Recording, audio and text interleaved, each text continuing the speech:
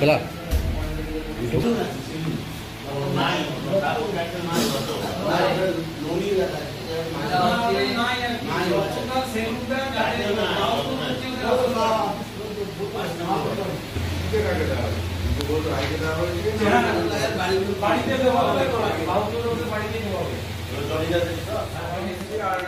আমরা খুঁজে পাইনি, তার মালিক নাকি এখানে থাকে না। তো তার সামনে যে দোকানগুলো ভাড়া দেওয়া আছে তাদেরকে আমরা একবার ভার্মিলি আমরা জানাবো, না হলে তখন যেটা পিডব্লিউডি যেটা যে নিয়ম আছে সেই নিয়মে ভেঙে দেবে। আমরা চাইছি আগামীকাল আমাদের এখান থেকে একজন এসেই থাক এবং আমাদের পিডব্লিউডি তাহলে কবে পরশু?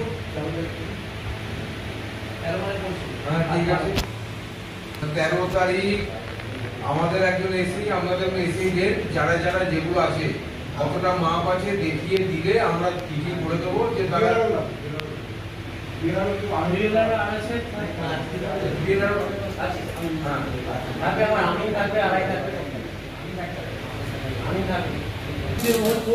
নোটিশ করে দেন একবারে, ওকে দেখিয়ে দেওয়া হবে, 10 দিন এখন নোটিশ পাঠিয়ে দেন। সঙ্গে সঙ্গে তহসিলের আমরা একটা করে নোটিশ তাদেরকে দিয়ে দিচ্ছি।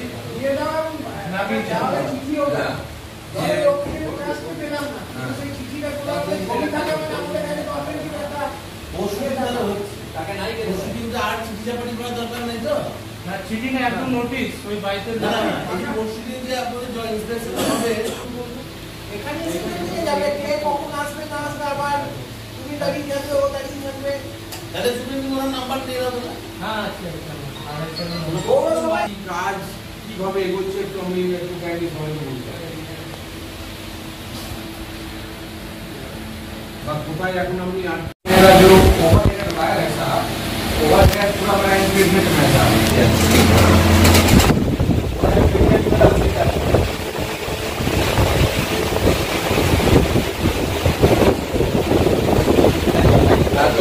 এর আগে শুরুতে কথা হয়েছিল যে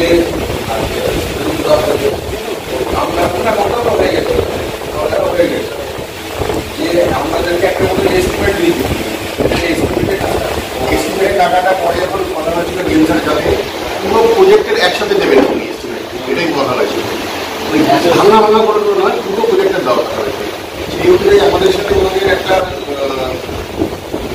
সাইড ভিজিটও হয়েছিল, কিন্তু ওনারা যে লাইনটা নিয়ে যাবে আমরা জায়গা দেখাতে পারি পিডব্লিউডি দেখাতে পারি, তার জন্য ওনারা এস্টিমেটটাও করতে চাইছিল। একে রেখে যেভাবে কিছু গেল সেই যে লাইনটি কেউ না নিতে পারে তাহলে এস্টিমেট ব্যাপারটা হচ্ছে আমাদের আজকে আমাদের যে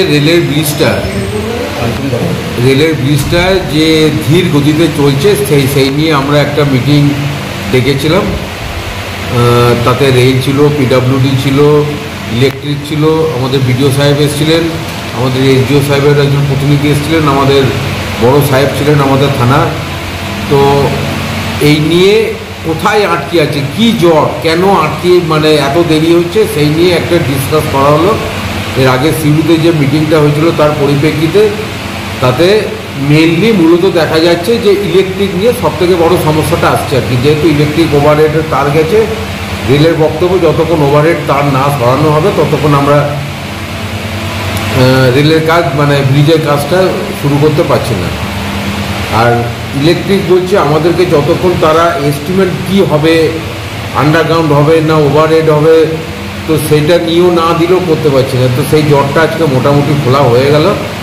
তারা চিঠি দিচ্ছে, তারা এস্টিমেট পাঠিয়ে দিলে তারাও একটা টাকা পেমেন্ট করে দিলে সেই কাজটা হয়ে গেলে তখন রেলের ব্রিজের কাজ খুব দ্রুত শুরু হয়ে যাবে। আচ্ছা, যে সময় ব্রিজটা ভাঙা হয়েছিল সে সময় বলছিল 18 মাসের মধ্যে ব্রিজটা তৈরি করা হবে, এত দেরি হচ্ছে কেন? গাফিলতিটা কাজে জায়গার প্রবলেম, আজকে ডাকা হয়েছিল তার মধ্যে কিছু টুয়ার্ডস চৌহাট্টার দিকটা যারা অ্যাকোয়ার্ড করে আছে পিডাব্লিউডি, প্রায় টোটাল 29 জনের মতো ছিল, 8 জন মানে 21 জন ভেঙে দিয়েছে অলরেডি, তার মধ্যে 8 জন ভাঙেনি।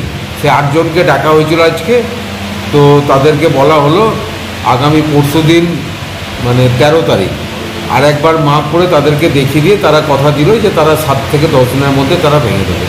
তারপরে যদি তারা না ভাঙে তখন না ভাঙলে তখন আমাদের পিডাব্লিউডি নিজেরা তখন ভেঙে দেবে। নমস্কার বন্ধুরা, আমি সুজিত আপনাদের সঙ্গে ডাক অটোমোবাইলের পক্ষ থেকে সকল বন্ধুদের জানাই ঈদুল জোহার আন্তরিক শুভেচ্ছা, ভালোবাসা ও অভিনন্দন। সকলে কেমন আছেন বন্ধুরা? আশা করছি খুব ভালো আছেন।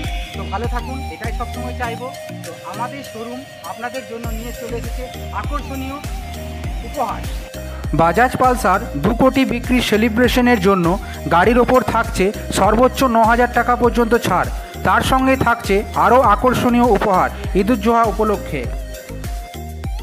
বন্ধুরা, আমাদের শোরুমে পেয়ে যাবেন 100 থেকে 400 সিসি পর্যন্ত আপনার স্বপ্নের বাইক।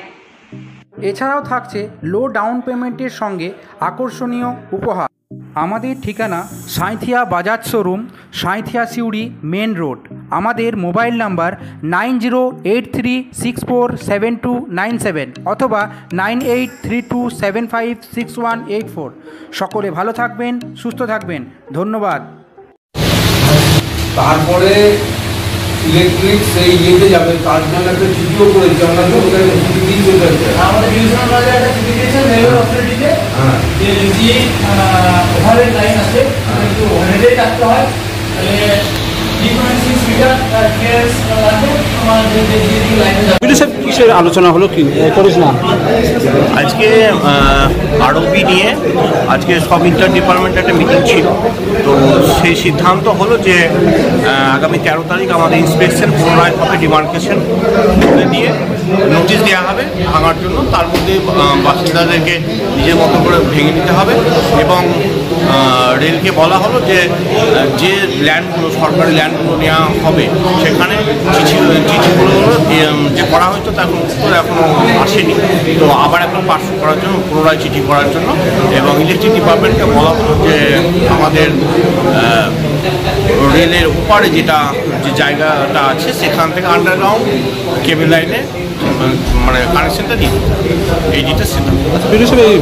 এটা রেল ব্রিজে এত মানে দোলাচল হচ্ছে, এত দেরি হচ্ছে কেন?